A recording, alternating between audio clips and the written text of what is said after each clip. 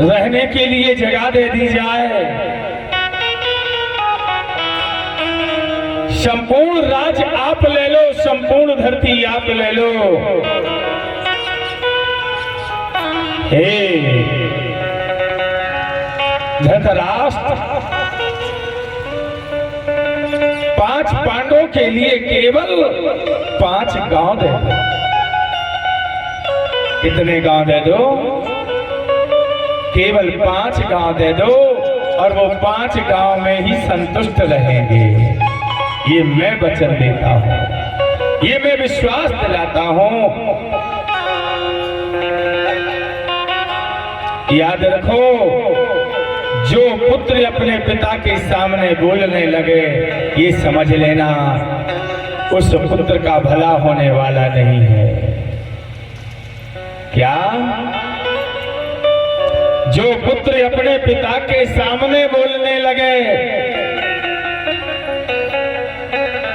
अपने पिता को पिता बैठा रहे, पुत्र बीच में बार बार बोलने लगे, जान लो यहां समय खराब आ रहा है। धृतराष्ट्र शांत बैठे हैं, दुर्योधन उठ के खड़ा हो गया और दुर्योधन उठ करके खड़ा होकर के कहने लगा, हे वासुदेव श्री कृष्ण,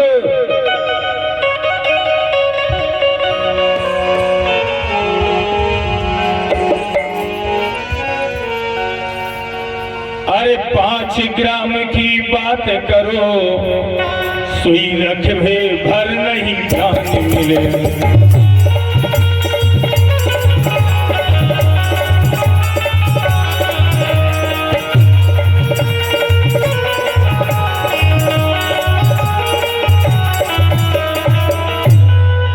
पांडव को क्या अधिकार रहा और क्यों तुम मंगाने आए हो?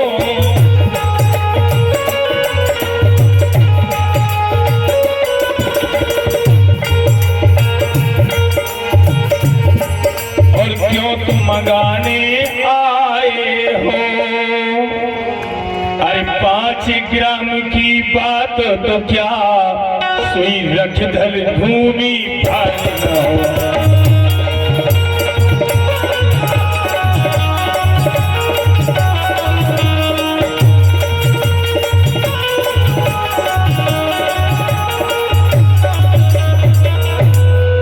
बन बिचरे जंगल जंगल में, यह राज उन्हें अब होगा नहीं।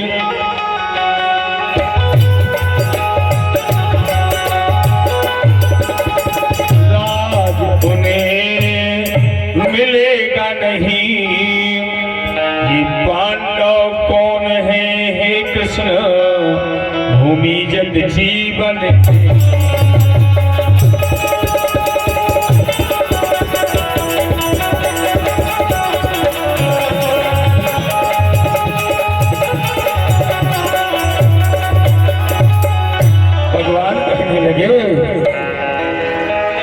मैं शांति दूत बन कर आया, धृतराष्ट्र तुम्हारे द्वारे पर।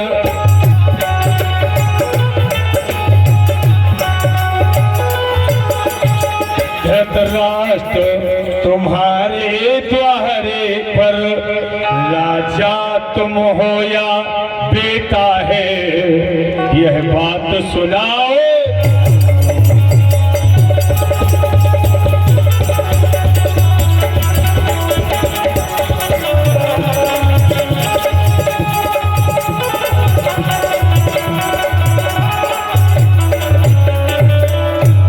कहने लगे, हे धृतराष्ट्र, ये बताओ, हस्तिनापुर नरेश आप हो कि आपका बेटा है? जैसे शब्द सुने हैं, धृतराष्ट्र ने अर्जुन की ओर उसी समय दुर्योधन कहने लगा, हे वासुदेव, मुझे बोले आता है, मगर मैं दिल का बड़ा सच्चा हूं। भगवान कहने लगे तो मुझे दिखाई देता है कि तू दिल का सच्चा है या कैसा है। मुझे तो ऐसा लगता है कि तू संपूर्ण पृथ्वी का कुरु वंश का सर्वनाश कर देगा। भगवान श्री कृष्ण कहने लगे जब तुम 5 ग्राम नहीं दे सकते तो बात तुमने कही थी कि हम एक सुई रखने के बराबर भूमि नहीं देंगे पांडवों को। भगवान ने कहा याद रखो धृतराष्ट्र, याद रखो दुर्योधन,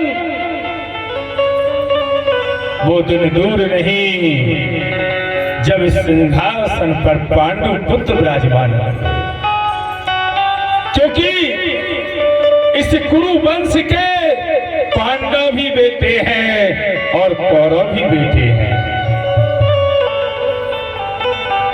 ये कुरु वंश की औलाद है और इस पर अधिकार समान है।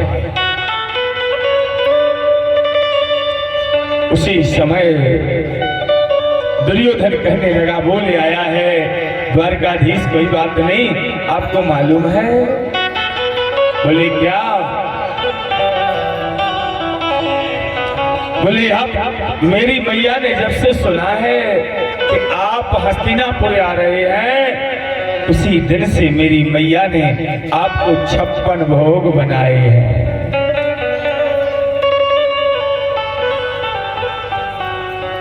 भगवान श्री कृष्ण ने कहा क्या बोल रहे हो? बोले द्वारकाधीश आपको 56 भोग बन गए हैं। चलिए राजमहलों में। भगवान श्री कृष्ण कहने लगे हे दुर्योधन, या तो भूख लगी हो या खिलाने वाला योगासन हो। हे दुर्योधन, आज मेरा निमंत्रण मेरे भक्त विदुर के घर में है। आज मेरा निमंत्रण विदुर के घर में है। विदुर जी उस समय निष्कासित हो चुके थे। विदुर जी को मंत्री पद से निकाल दिया गया था। मंत्री पद एक समाज में जाकर के विद्यमान थे। जैसे कन्हैया के मुख से कन्हैया ने कहा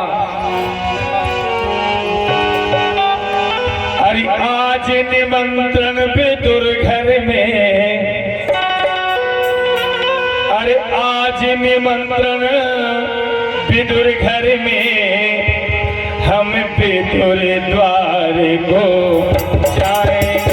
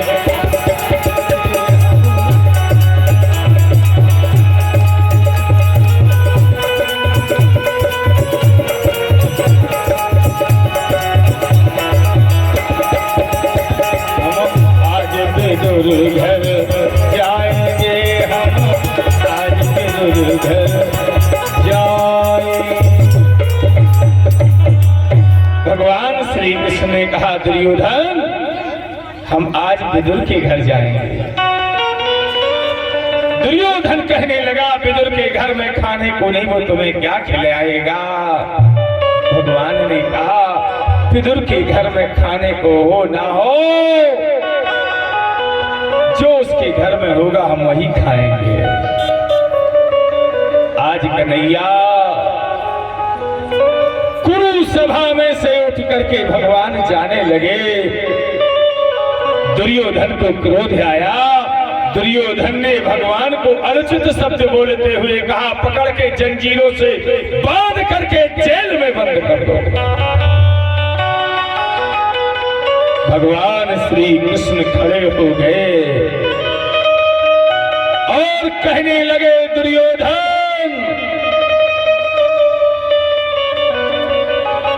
हे कुरुश्रेष्ठ कौरव कुलनंदन, मैं खड़ा हूं। अगर कोई तुम्हारे कुरु सेना में हो जो मुझे स्पर्श कर जाए। भीष्म पिता द्रोणाचार्य कृपाचार्य कहने लगे इस बालक की मति मारी गई है, ये क्या कर रहा है? भगवान ने उसी समय चतुर्भुज रूप प्रकट कर लिया। बोलो वृंदावन बिहारी। कुरु सभा में श्री कृष्ण हाथ में सुदर्शन लहराते चार भुजा, भगवान की उस तेज दिव्य दृष्टि को केवल और केवल भीष्म पिता गुरु द्रोणाचार्य कृपाचार्य उस अलौकिक कृष्ण के दर्शन केवल उन्होंने किए, सब शून्य हो गए। भगवान सभा छोड़ करके विदुर के घर जाने लगे। और आज विदुर घर कृष्ण पधारे,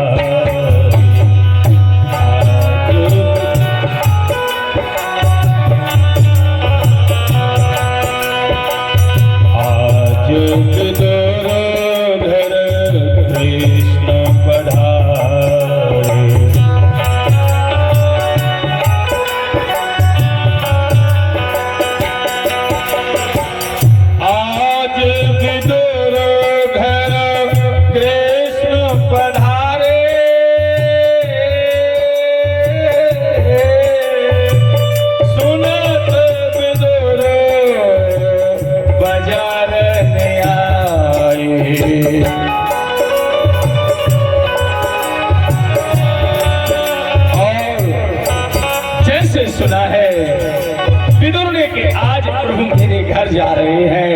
विदुर की स्थिति ये थी प्रिय सज्जनों, विदुर के घर में भोजन नहीं था, विदुर के घर में खाना नहीं था, क्योंकि दुर्योधन ने जब विदुर को निकाला है तो विदुर के पास केवल झोपड़ी थी और पत्नी बिंदुमती। विदुर जी बाजार में आए हैं, बाजार वालों से कहने लगे सेव रख दो, केले रख दो, मीठा रख दो। अरे 56 दुर्योधन भोग कर रहा था, हम 56 भोग अपने घर में कन्हैया को कराएंगे। आज गोविंद ने बताया भी नहीं, इतनी बड़ी सभा में कह दिया कि मेरा निमंत्रण तो आज विदुर के घर है।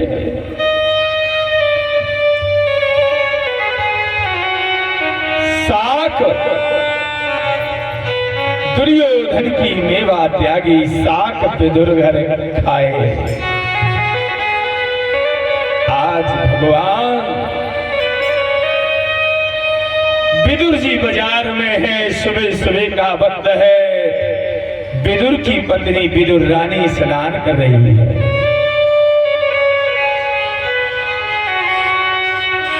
विदुर की पत्नी विदुर रानी स्नान कर रही है।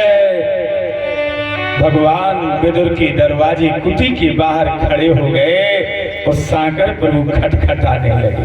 खोलो।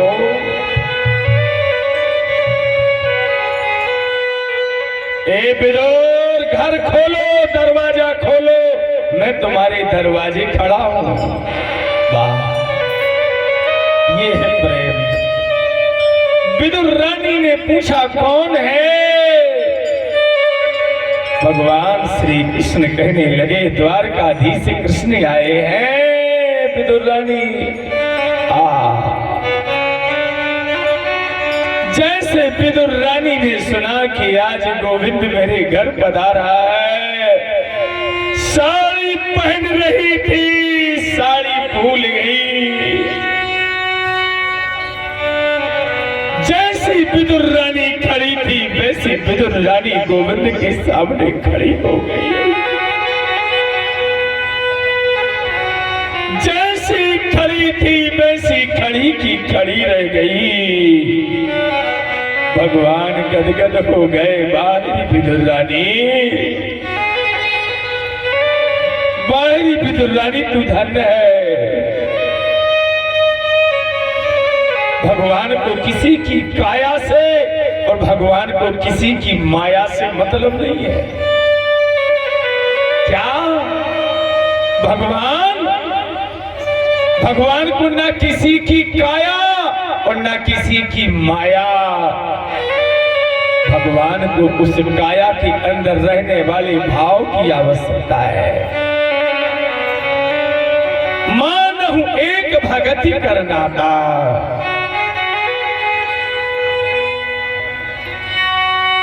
विदुर रानी, तुमने पता नहीं दिया, बिन बताए आ गए। भगवान कहने लगे विदुर रानी, पता है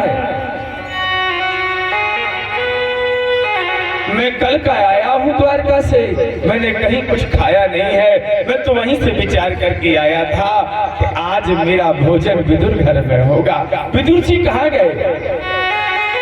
विदुर रानी कहने लगी, आपका नाम सुना था मेरे पति ने कि आज कन्हैया कुरु सभा में संबोधन करेंगे, वो सुनने गए थे तुमको।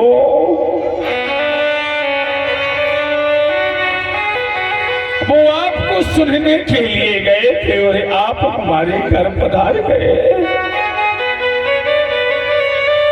भगवान कहने लगे, हाँ विदुर रानी,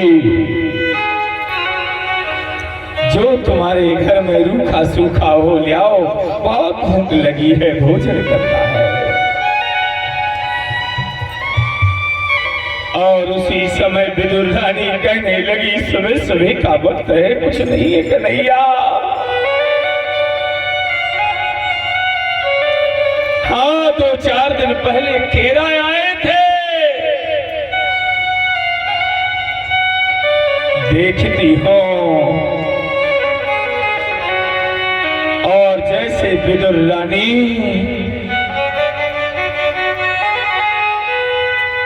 जैसे विदुर रानी अंदर जाती है,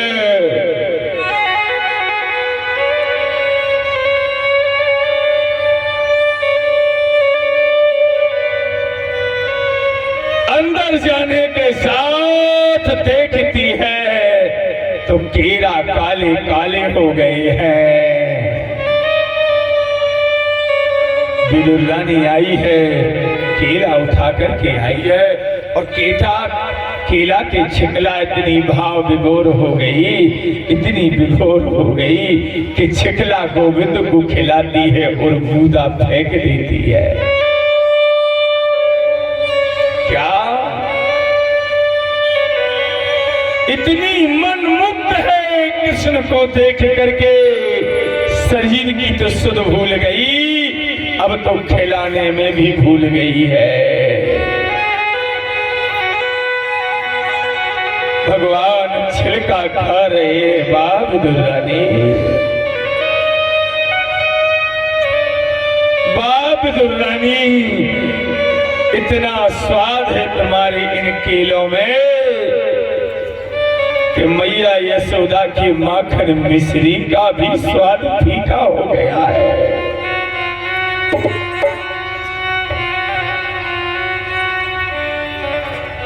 माता देवकी के द्वारा दिए गए भोजन भी फीके हो गए हैं, क्योंकि उन छिलकों में विदुर रानी का भाव छिपा है। छिलका खा रहे विदुर रानी की भगवान प्रशंसा कर रहे। उसी समय विदुर राज आए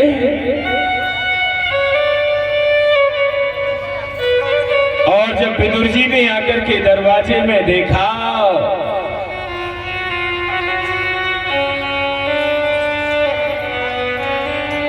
मैं तो सभा के बीच में छोड़ के आया था और प्रभु की पादुका मेरे दरवाजे के बाहर उतरी है।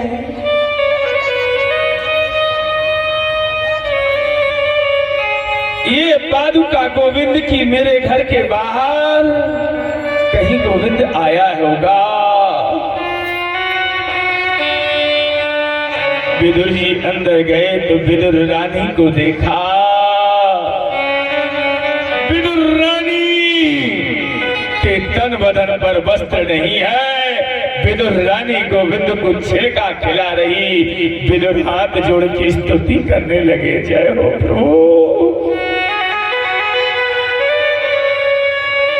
जय हो गिरधर, जय हो गोपाल।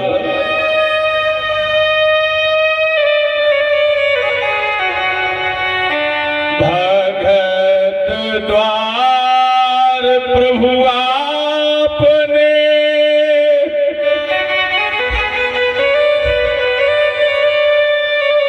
आए विदुर घर आप।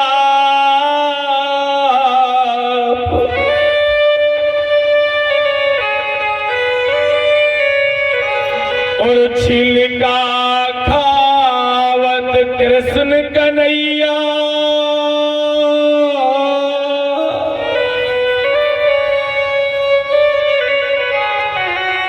दोनों गावत गोपाल। गुण गोविंद गोविंद गोविंद। विदुर रानी विदुर गोविंद गोविंद चिल्ला रहे। भगवान वाह, क्या स्वाद है कीरों में, क्या स्वाद है।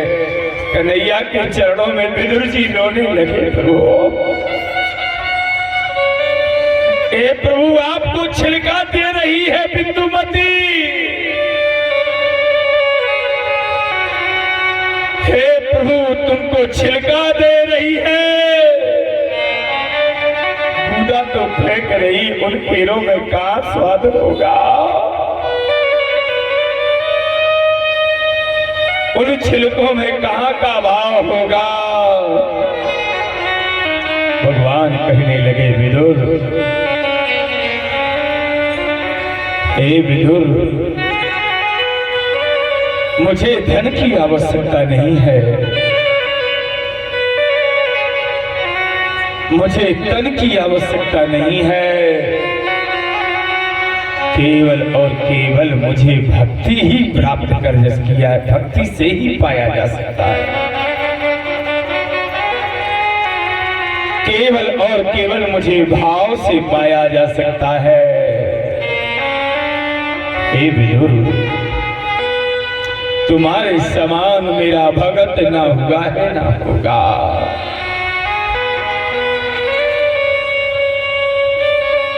त्रेता सविरी बेर खो। त्रेता में सबरी के जूठे बेर खा गए।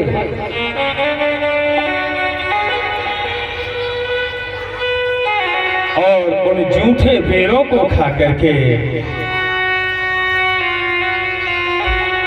भगवान ने वह गति सबरी को दी जो बड़े योगी यतियों को नहीं दी। द्वापर युग में केरा छिलका खा करके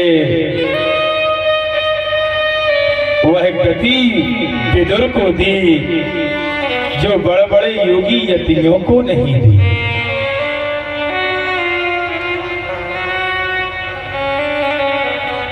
श्रीमन नारायण नारायण नारायण।